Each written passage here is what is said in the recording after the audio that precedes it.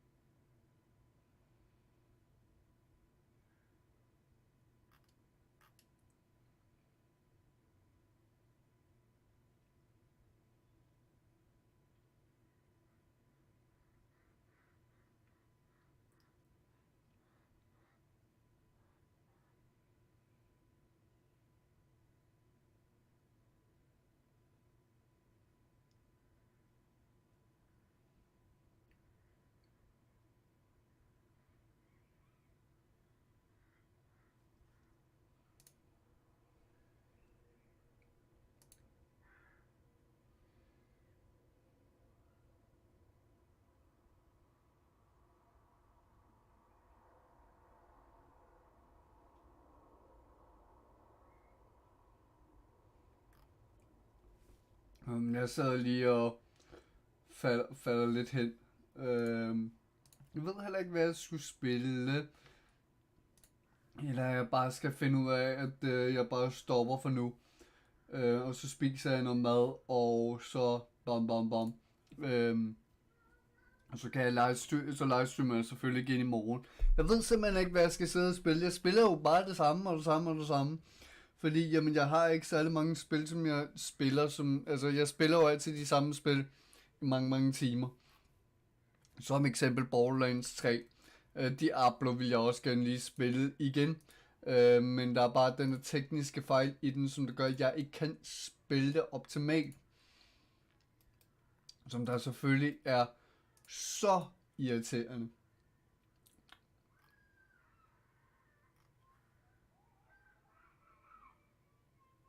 Hold op, der er nogen, der er ked af det. Så jeg siger tak, fordi I så med. Jeg har lavet nogle korte livestreams, men jeg har også ondt i halsen. Mange undskyldninger, kan man så sige. Men tak, fordi I så med. Vi snakkes med i morgen forhåbentlig, så vi ses.